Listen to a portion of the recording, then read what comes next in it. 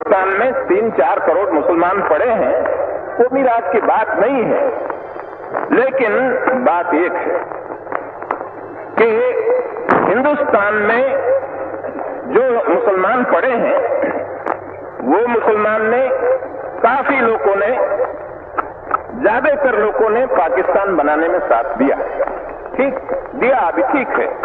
लेकिन अब एक रोज में, एक रात में क्या दिल बदल गया?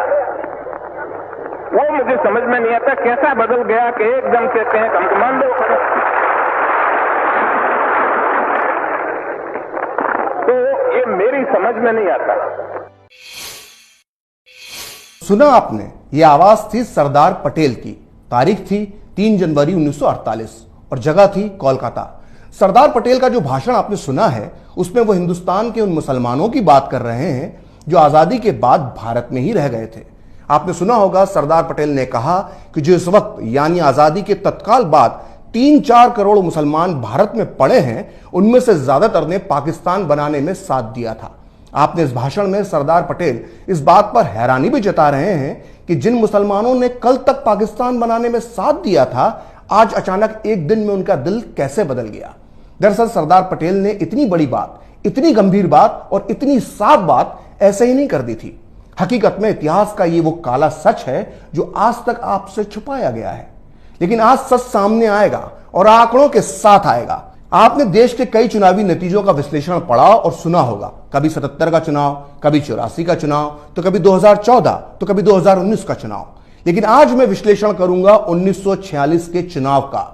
वो चुनाव जिसने दुनिया के नक्शे पर पाकिस्तान की नींव रखी, वो चुनाव जिसने जिन्ना के सपने को पूरा किया, और वो चुनाव जिसने 30 लाख मासूम जिंदगियों को मौत के घाट उतार दिया। 1945-46 का चुनाव जो आजादी के ठीक 1 साल पहले हुआ था, उसमें कांग्रेस और मुस्लिम लीग के बीच सीधा मुकाबला था। इन चुनावों में मुद्दा बिजली, सड़क, पानी नहीं था। मुद्दा सिर्फ एक था, अखंड भारत या फिर पाकिस्तान। ये चुनाव 2 तरह के थे, जैसा कि मैंने आपको अपने पिछले वीडियो में बताया था। एक थे केंद्रीय असेंबली के, जिसे आप लोकसभा कह सकते हैं, जिसमें 102 सीटें थी, और दूसरे थे अलग अलग प्रांतीय असेंबलियों के, जिसे आप विधानसभा कह सकते हैं। इनमें सीटें थी 1585। इन चुनावों की सबसे बड़ी खासियत यह थी मुस्लिम रिजर्व सीटें, यानी वो मुस्लिम बहुल इलाके जहां सिर्फ मुसलमान ही चुनाव लड़ सकते थे। ये मुस्लिम बहुल इलाके आज के पाकिस्तान में भी थे और आज के भारत में भी थे। हालांकि एकीकृत भारत में मुस्लिम आबादी 24% ही थी, लेकिन मुस्लिम लीग की जिद और कांग्रेस के सरेंडर करने की वजह से करीब 30% सीटें मुसलमानों के लिए आरक्षित कर दी गईं।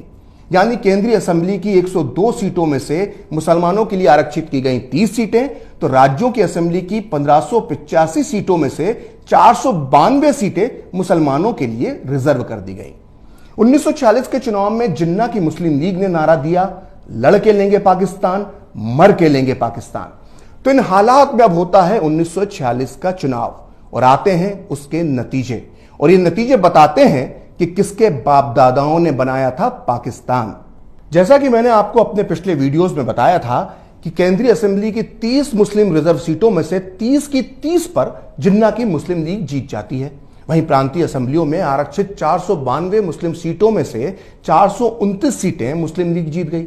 लेकिन बात यहीं खत्म नहीं होती। आपको लग रहा होगा कि इसमें हैरानी की बात क्या है, वो इलाके जो आज पाकिस्तान में हैं वहां मुस्लिम लीग जीत गई होगी। नहीं, ऐसा नहीं हुआ था। मुस्लिम लीग जीती थी उन शहरों, उन इलाकों में जो आज भारत का हिस्सा है। मुस्लिम लीग ने अपना झंडा गाड़ा था आज के उत्तर प्रदेश में, बिहार में, मध्य प्रदेश में, महाराष्ट्र में, यहां तक कि तमिलनाडु, केरल, आंध्र, कर्नाटक, असम और उड़ीसा में भी मुस्लिम लीग ने अपना परचम लहराया था। ये वो इलाके थे जो कभी पाकिस्तान का हिस्सा नहीं बनने वाले थे, और ये बात वहां के मुस्लिम मतदाताओं को भी पता थी। फिर भी उन्होंने मुस्लिम लीग को वोट दिया।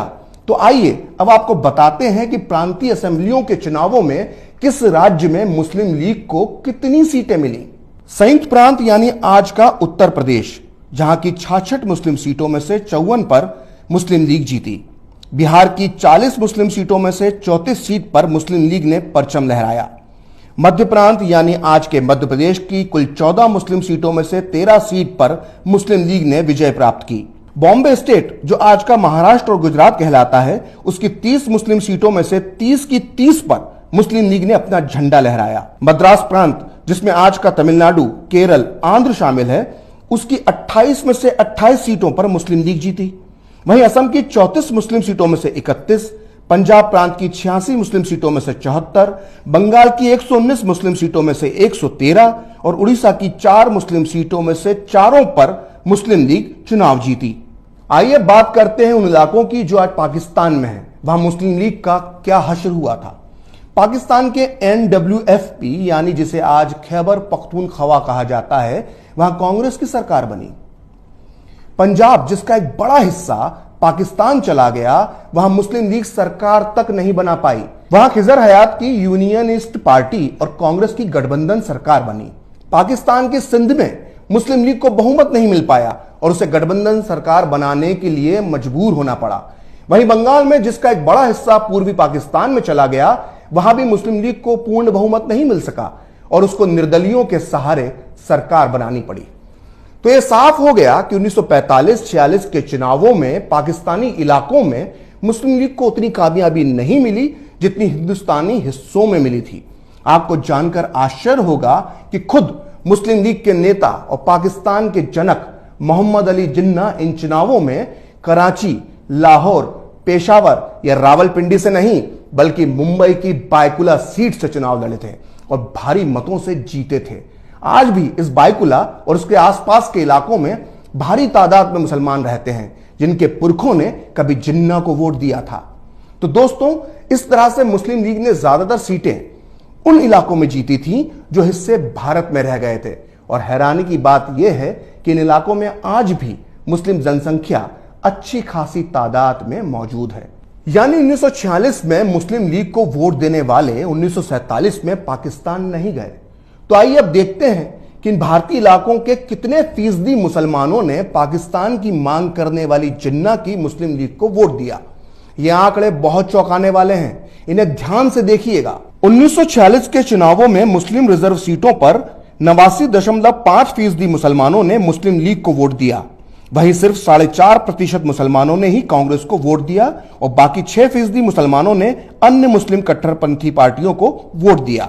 यानी 1946 के चुनाव में करीब 95.5% मुसलमानों ने पाकिस्तान मांगने वालों को वोट दिया और सिर्फ 4.5% वोट दिया कांग्रेस यानी भारत के पक्ष में। तो सोचिए, भारत की आजादी से ठीक पहले सिर्फ 4.5% मुसलमान भारत के साथ खड़े थे और 95.5% मुसलमान पाकिस्तान जिंदाबाद का नारा लगा रहे थे।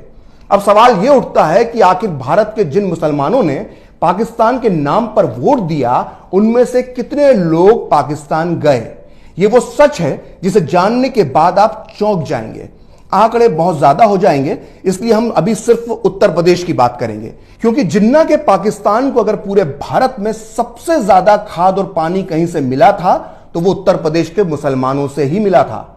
आंकड़ों के आधार पर हम ये मान लेते हैं कि 1946 के चुनाव में तब के यूनाइटेड प्रोविंस यानी आज के उत्तर प्रदेश में करीब 95% मुसलमानों ने मुस्लिम लीग को वोट दिया था। और तब 1941 की जनसंख्या के आंकड़ों के मुताबिक मुस्लिमों की आबादी थी 15.43% और आजादी के बाद 1951 की जनगणना के मुताबिक उत्तर प्रदेश में मुस्लिम आबादी बची थी 14.28%। यानी 1947 के बंटवारे के बाद उत्तर प्रदेश में मुस्लिम आबादी में 1.15% की ही कमी आई। यानी यूपी के करीब 95.5% मुसलमानों ने मुस्लिम लीग को वोट तो दिया, लेकिन उनमें से सिर्फ और सिर्फ 1.15% मुसलमान ही पाकिस्तान गए और बाकी के सारे की सारे यहीं रह गए। अब एक और आंकड़े पर गौर कीजिए। पाकिस्तान में भारत से जाकर बसने वाले मुसलमान यानी मुहाजिरों की संख्या करीब 2 करोड़ है और भारत में रहने वाले मुसलमानों की संख्या करीब 20 करोड़ है।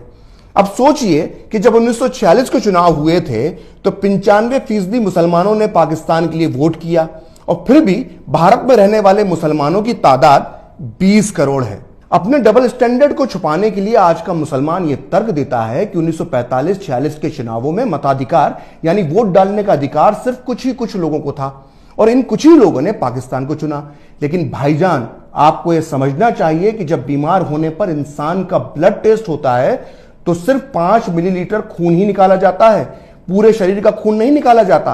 और खून की इन्हीं चंद बूंदों से बीमारी का पता चल जाता है। जैसे 1945-46 के चुनावी वोट सैंपल से यह पता चल गया कि पाकिस्तान नाम की बीमारी किनकी रगों में दौड़ रही थी।